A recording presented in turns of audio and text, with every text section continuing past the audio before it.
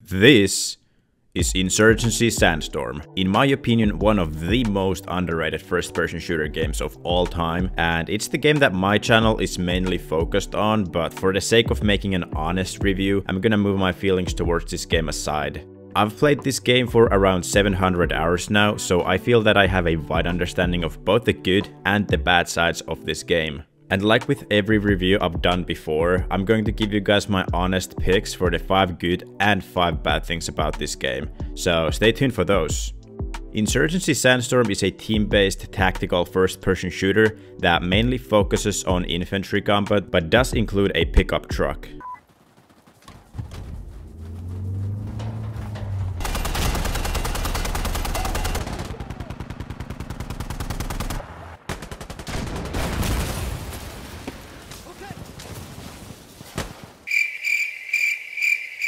Yeah, you're probably better off without it. This game is created by an American video game studio called New World Interactive that currently employs around 50 people, so we're talking about a relatively small studio behind all this.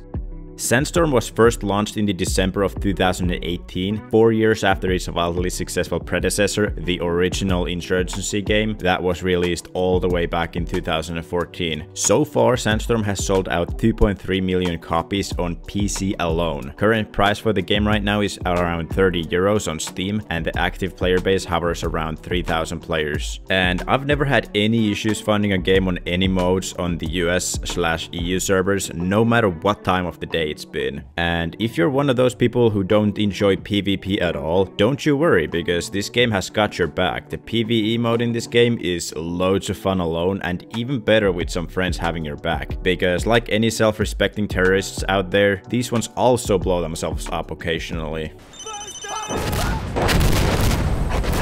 Also, before we dive in any deeper, I just want to let you guys know that all of these things are my personal opinions and my personal opinions only, so there is really no need to lose any sleep over them, and if you do disagree with me, please mention it in the comments. Who knows, you might even change my mind about some things. But enough with all that, let's get to the 5 good and the 5 bad things in Insurgency Sandstorm. Let's go. The first bad thing on my list just has to be the fact that the leveling system in this game is total garbage, and the game has no real progression system or anything for that matter. The leveling system mainly just reflects on how many hours you have on the game, and it doesn't really mean anything to anyone. Like, even the colors of the different levels is just so fucking weird. I have no idea what they're about. Also, the game doesn't take player levels into consideration at any point, so you usually end up with really uneven matches, which is not really that fun for the losing side, you know? And I just want to let you guys know that I'm usually on the losing side, so yeah. The second bad thing is the fact that there are so many damn immersion-breaking bugs in this game and that just don't get fixed. But I'm ready to give the devs some slack for this, because I understand that their team is small, and at some point they really have to choose on whether they want to focus more on the new projects or on fixing things in an old game that aren't really anything game-breaking, but just a little pain in my personal ass. But I'm not at all saying that they're giving up on Insurgency, and since they just released the console version of this game, I'm sure they're gonna be supporting this game for a long time into the future, so that's not really something you need to worry about at all. That being said, I'm pretty sure they're gonna come out with a new project or something soon by looking at what they have been posting lately. I'm thinking it might have something to do with a jungle or something, but at this stage, your guess is just as good as mine. The third bad thing with this game is definitely some of the cosmetic choices they decided to go with. Like, why the fuck would you add something like this when there are so many cool things you could have added that would actually look realistic and like they belong in this game, instead of looking like a fucking clown who's apparently going straight to Tilted Towers after blowing up the cache at Farmhouse. It just doesn't make sense to me. It really doesn't.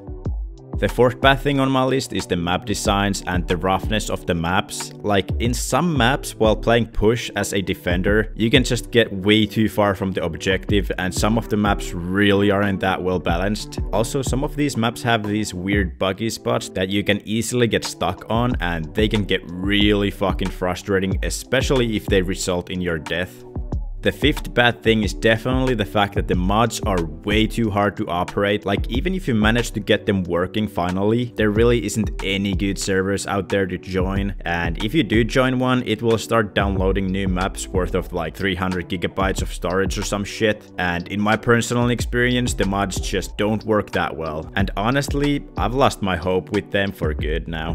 But yeah, I think that's all for the bigger issues I have with the game at this moment, so let's move to the 5 good things with this game now. The first good thing on my list just has to be the sound design. I mean, this game has even won awards for its brutally realistic and super immersive sound design. Like, just the brutal sounds of people's melons exploding, bullets whizzing by your head, the Big 50 actually making your ears ring when you shoot it.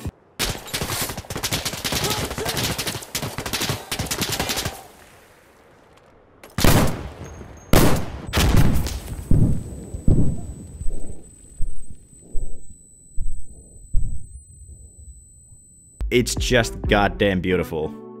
The second good thing, and sort of related to the sound design, and my absolute favorite thing in this game, has to be the voice chat feature. The fact that you can hear the enemies talking to each other and you can talk shit to them from the other side of the room is simply just the best thing ever in any games.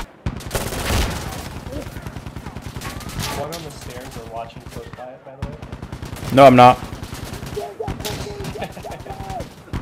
And you know, at this point I'm gonna shamelessly plug myself here. So if you wanna know just how good the voice chat feature is in this game, you can check out one of the videos on my funny voice chat scares and moments series. I'll leave a link to them in the description below. I promise you won't be disappointed.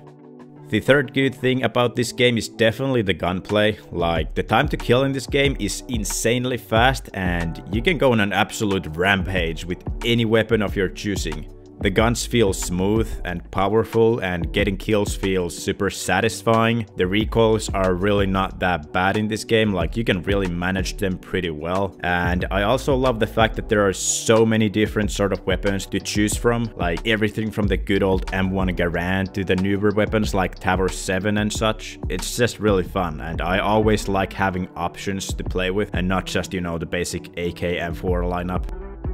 The fourth good thing are the game modes, and the fact that this game offers a little something for everyone. Like, it doesn't matter if you only like PvE, this game has your back. Maybe you love PvP, but you just like it a bit more fast paced than what your average round of push can offer. Well, no worries, because then you can just hop on domination mode, and personally that's the only thing I've been playing lately, because I just like it really fast, and domination is just really fun if you want to pass on time and whatnot.